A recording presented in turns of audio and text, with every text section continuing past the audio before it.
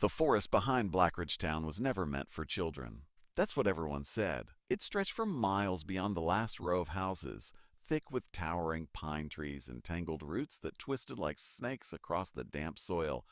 Even during the day, the woods felt darker than they should. Oh, para! But at night, it became something else entirely. Most people in town avoided it after sunset, except for Daniel Carter. Daniel was a 34-year-old park ranger who had worked in the area for nearly 6 years. He was calm, practical, and didn't believe in ghost stories. To him, every strange sound had a logical explanation: wind, animals, or imagination. Until the night he heard the crying. It was late October, the kind of cold evening where fog crawled along the ground like smoke. Daniel sat alone in the ranger station, sipping black coffee and filling out paperwork. Outside, the wind rustled through the trees. Then suddenly, he heard it. A faint sound. A child's voice, crying. Daniel froze. He lifted his head slowly, listening carefully. At first, he thought it was just the wind pushing through the trees in a strange way. But then the sound came again, clearer this time. A soft, desperate sob. "Hello," Daniel called out instinctively. Silence. He stood up from his chair and stepped outside the station, the wooden door creaking behind him. The night air felt colder than before, biting against his skin. And then he heard it again. A child crying somewhere deep in the woods. Daniel's training kicked in immediately. Children sometimes wandered into the forest. Sometimes they got lost. Sometimes they needed help. He grabbed his flashlight and radio from the table. "This is Ranger Carter," he spoke into the radio. "I'm hearing what sounds like a child crying near the North Trail. Going to investigate. Gia?" Static answered him. No response. The radio signal often failed in bad weather, so he shrugged it off and stepped onto the trail. The beam of his flashlight sliced through the darkness, illuminating drifting fog and wet leaves. Each step echoed softly beneath his boots. Then the crying came again. Closer, more desperate. It sounded like a little girl. "Hey," Daniel shouted into the trees. "Don't be afraid. I'm here to help you." The crying stopped instantly. The silence that followed felt wrong, too sudden, too complete. Daniel kept walking. The deeper he went into the woods, the darker everything became. The flashlight beam seemed weaker, swallowed by the thick fog. Branches snapped under his feet, and the wind howled between the trees like distant whispers. Then he saw something. Footprints. Small ones, barefoot. They pressed into the soft mud ahead of him, leading off the main trail. Daniel frowned. No child should be barefoot in weather this cold. Still, he followed. Minutes passed. The forest grew quieter. No insects, no animals, nothing. Just the sound of his own breathing. Then suddenly, the crying returned. Right behind him. Daniel spun around quickly, raising the flashlight. Nothing. Only trees. But the sound had been so close, as if someone had been standing just a few feet away. A chill crawled down his spine. "Okay," he muttered nervously. "This isn't funny." He turned back toward the footprints, but they were gone. The ground where they had been was now smooth, untouched, as if no one had ever walked there at all.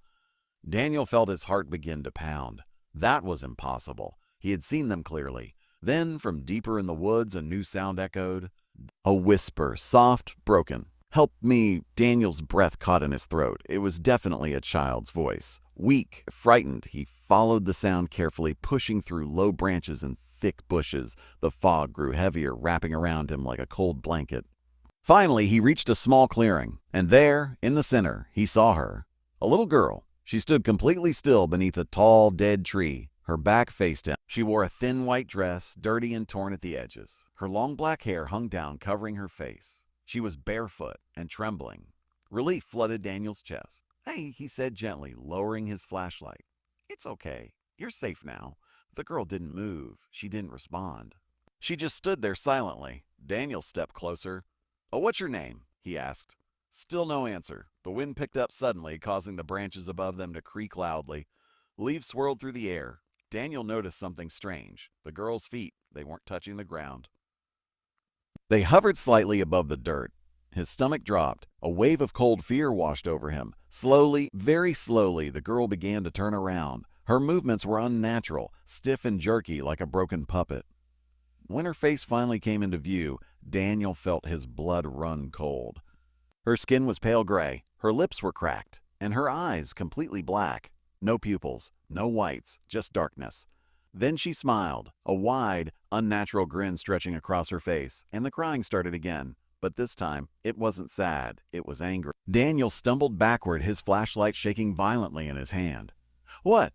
Are you?" he whispered. The girl tilted her head slowly. Then she spoke in a voice that sounded like multiple children talking at once. "You came." Suddenly, the temperature around him dropped sharply. His breath turned into visible fog. The trees began to shake violently as the wind roared through the clearing, and then more crying echoed from the forest. Not one child, many, dozens, all around him.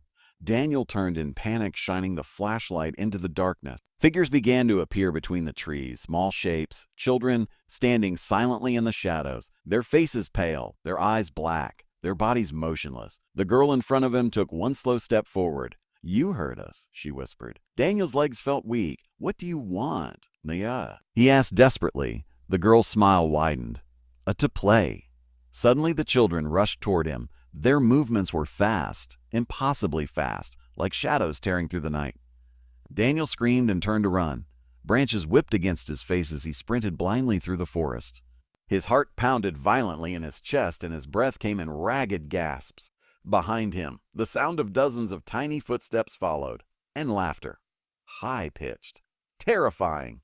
"Help me!" he shouted into the radio. Static.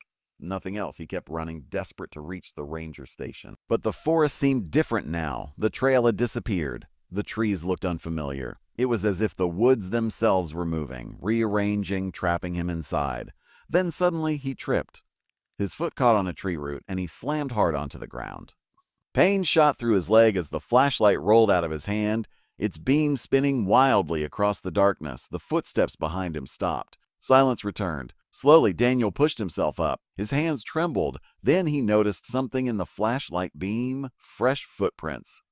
Surrounding him, small, barefoot, hundreds of them. A soft voice whispered directly into his ear, "Stay with us."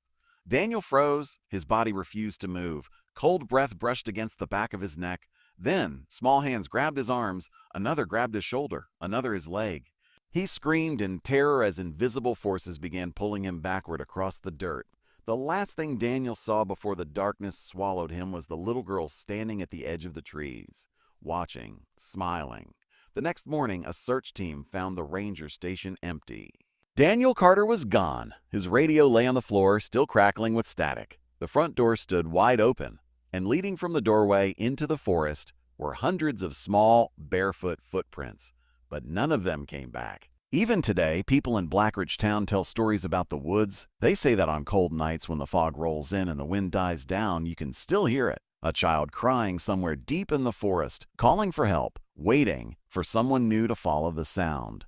The end.